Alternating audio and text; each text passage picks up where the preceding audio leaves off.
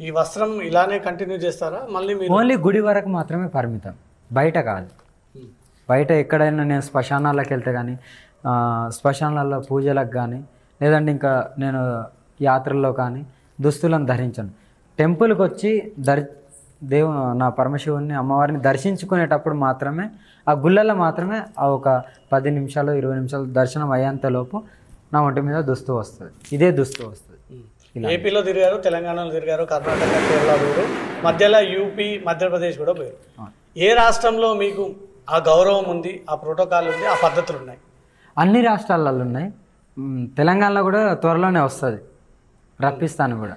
ఎందుకంటే సొంత ఊర్లోనే కొంతమందికి నచ్చము, కొంతమందికి నచ్చుతాం. పక్క ఊర్లో అందరికీ నచ్చుతాము, కానీ సొంత ఊర్లోనే అందరికీ నచ్చలేము కదా, ఇంక్లూడింగ్ చుట్టాలకు కూడా నచ్చలేము.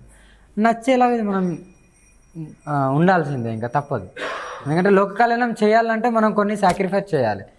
ఇప్పుడు నేను చేసిన దుస్తువు నాకు అవసరం లేదు, బట్ నేను కొద్దిగా నియమ నిబంధనలు గురుగారిని అడిగి కూడా నేను ఒక సాక్రిఫైస్ చేసుకున్నాను. సరే దుస్తువుని వేసుకుంటాను, తప్పదు. అంటే గుడి వరకు మాత్రమే అలా చేసుకొని లోక కళ్యాణం కావాలంటే కొన్ని చేయాలి తండ్రి, తప్పదు కదా, చేస్తున్నాను. ఇంకా ఎక్కడ మీరు పర్యాటక పోయినా నోరు ఇప్పట్లేదు. ఎంతమంది ఎంబడబడ్డ సెల్ఫీ వీడియోలు ఫోటోలు అని మీడియా వచ్చినా కానీ, సోషల్ మీడియా వచ్చినా కానీ ఎక్కడ కూడా మాట్లాడొద్దు అని ఫిక్స్ అయిపోయినారా మీరు?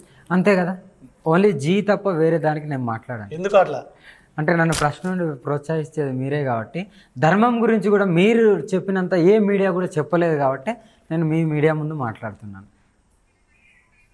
మిగతా వాళ్ళు ఎవరు కూడా అసలు ఒక్క మాట కూడా అసలు ఎప్పుడు ఇవ్వను కూడా. ఇవ్వడం వల్లే నెగిటివిటీ పెరిగింది అనుకుంటున్నారు. అంతే కదా. ఇప్పుడు నేనేమనుకున్నా అంటే నాకు ఫస్ట్ లోక జ్ఞానం లేదు, ఇప్పటికి కూడా నేను అదే ఒప్పుకుంటా. ఇప్పుడు నేర్చుకుంటున్నాను. లోక జ్ఞానం లేదు, నాకున్న జ్ఞానం అంతా హిమాలయస్ జ్ఞానమే ఉంది. చిన్నప్పటి నుండి వెళ్ళిపోయాం కాబట్టి ఆ జ్ఞానం ఉంది. సడన్గా వచ్చి 10 మందికి నేను ఒక సేవ చేస్తా, నేను ఒక లోక కళ్యాణం గురించి వచ్చిన మీలాంటి వాళ్ళే వచ్చి అమ్మ నువ్వు చేసే సంకల్పం బాగుంది, మీరు ఓన్లీ గుడిలోకి వచ్చిన వాళ్ళకే మాత్రమే తెలుసు, మా మీడియా త్రూ యావత్ దేశం అందరికీ తెలుస్తుందని అదొక్కటి చెప్పిన తర్వాత నేను అనుకున్నాను కదా, నిజమే కదా, ఇది 10 మందికి తెలిసే కంటే 1,00,000 మందికి తెలియడం కూడా గొప్పే కదా అని అలా ఇవ్వడం జరిగింది.